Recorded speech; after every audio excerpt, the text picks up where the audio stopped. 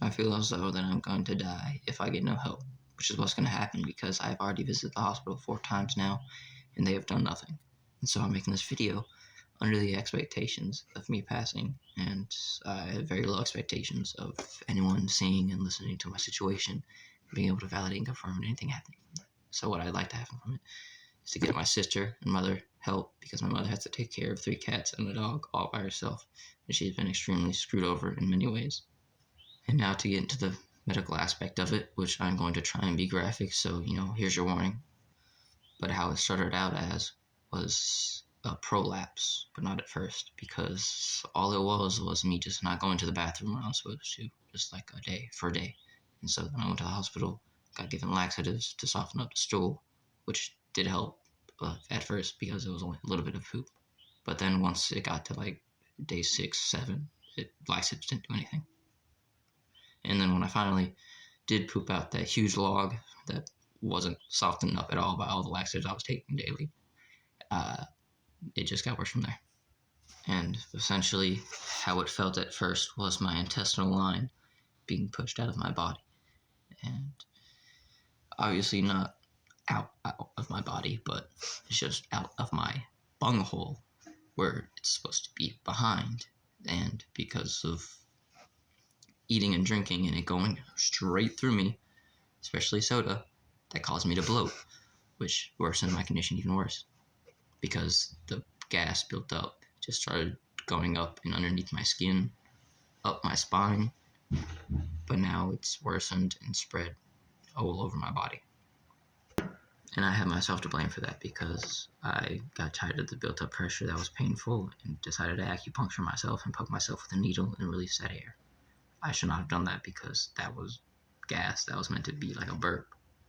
I could fart it out if it allowed me to. It was very iffy on that, but I shouldn't have poked my skin and had air that was supposed to be a burp go out, because that just made the prolapse even worse and had to go even more underneath my skin. And with the bloating spreading all over my body, I can get cut on my finger, and that release gas. Really shouldn't do that at all. And so I'm not only going through incarceration where I lose blood circulation because my prolapse being trapped outside of the bungholio, and my intestinal line, I feel as though it's spread all over my body. It has cut off blood circulation around there as well, which has made this cold 10 times colder. I could easily tank the cold. Like, my cats are going outside when they really shouldn't be because they feel normal, but I don't feel normal at all. And I could be the fucking kid at the bus stop with no shorts, with no jacket on and fucking shorts, but this has made it extremely painful. Like, I can't at all. I have to be fully wrapped up. And I've even felt the built up gas go to my cheekbone, which is crazy. I don't want to get into it. It's so much of bullshit, but it's even gone to my eyes. I felt it destroy the center of my eye, and I could look around, and I could feel the discomfort in the center from where it was damaged. But it's gone to the point where it's just the center's destroyed, and I'll just lose focus if I'm directly looking at something, because I'm not looking at it. I'm looking at everything around it. I'm still able to see, thankfully. I'm very glad about that. And because of my intestinal line basically replacing my body, it has just caused me to completely just not be able to function. I can, at max, 6 push-ups. And actually doing exercises does help because I get to feel the muscle go back to where it's supposed to be, but it's not getting the blood circulation that's supposed to, because when it gets back there, it's already exhausted. It's worn out.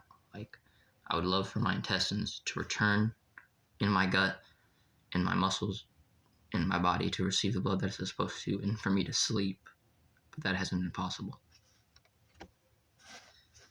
And when I made my second hospital appointment, I explained to the doctor what I had going on, and he just didn't believe me. He looked at my bungholio and just told me that the prolapse must have gone back in, but he doesn't understand that it's underneath my skin and all over my body because of the bloating. And so I attempted to push it back, most of it back in, and show some bit of prolapse, just my butt being bigger than it's supposed to, because, I don't got that nice of an ass. And especially with like a lot of loose skin. And so I decided to record that and go to the hospital again and show a doctor, which they just told me to look normal. It doesn't.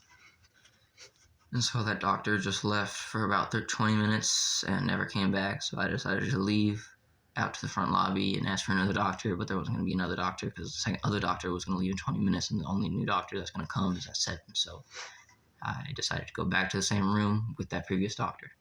I just realized that I started talking about the third doctor when I began talking about the second doctor, but the second doctor basically didn't do anything at all, so he was basically irrelevant.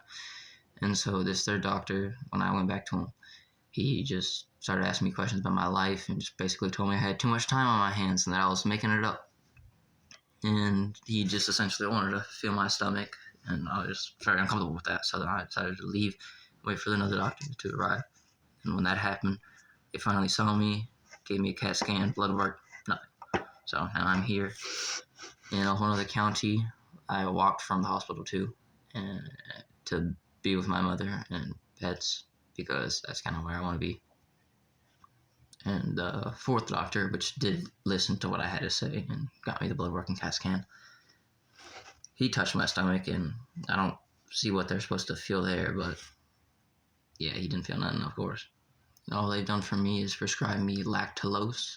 I don't know what that does. I know it's not going to help my situation, so I just don't even try.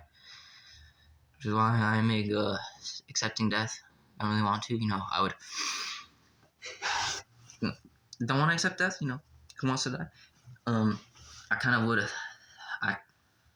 I'm scared of death, but I was kind of hoping to get to live 90 years and then get tired of this shit and want to die. But that doesn't seem it's gonna happen, because this has been extremely painful. But thankfully, I can't feel it because of the blood circulation, so that's an upside to dying. No, okay. No, but and I actually had a dumb fear of mine, because after my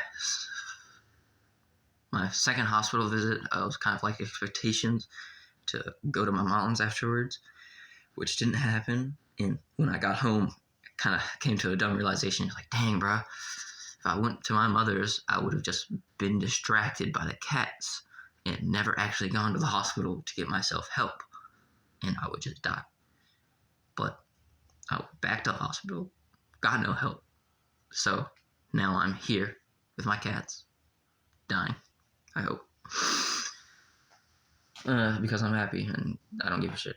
All I care about is my cats. I'm not going to go see any sort of help, because I'm accepting what's happening to me, and I'd rather just spend time here that I have left with my cats.